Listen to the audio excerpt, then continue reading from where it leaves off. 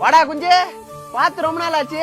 No college போறேண்ணா, இனிமே அப்பெல்லாம் கூப்பிடாதண்ணா. College போறியா? என்னடா சொல்ற? டேய் காலேஜ் போறேன்னு சொன்னா, கக்கூசு போறேன் சொன்னா, அதிகமா மூஞ்சடி வச்சுக்கிற. இல்ல மச்சான், டவுன் இருந்தான், புஷ்னு வாழ்ந்துட்டான். சரி உடுப்பா, காலேஜ் போற அண்ணன் சொல்றத நல்லா கேட்டுக்கோ. இத ஃபாலோ பண்ணிதான் அண்ணன் எனக்கு எங்க அப்பா விட ஒரு படி மேல இருக்கிற. சொல்லுண்ணா.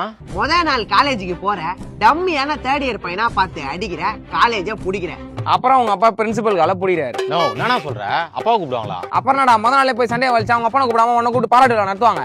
அவன் பேச்செல்லாம் கேட்டு எதுவும் பண்ணாதடா. அரி, அவனை கன்ஃபியூஸ் பண்ணாத, கம்முன்னு இரு.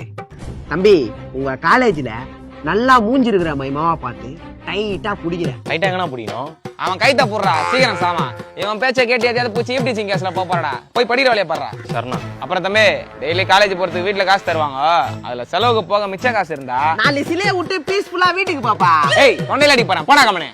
சரிப்பா, டைம் ஆயிடுச்சு, அண்ணா வரேன்.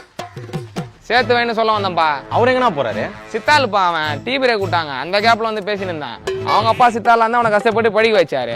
அந்த நாய் படிக்காம ஊதாரித்தனமா சுத்தி நின்று இன்னைக்கு அவங்க அப்பா கூட சித்தாள் வேலைக்கு போகுது. அவங்க அப்பா விட ஒரு படி மேல இருக்கிறேன்னு சொன்னாருண்ணா.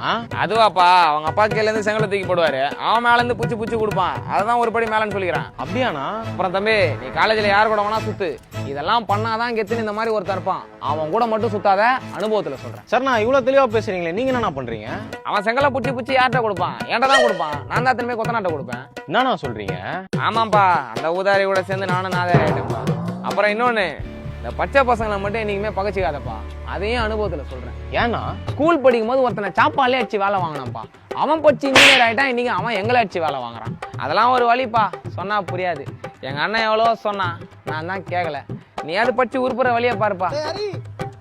வரேன். உங்க அண்ணன் என்ன பண்றாரு? அவனும் சித்தால் தான்ப்பா, பக்கத்து பில்டிங்கு.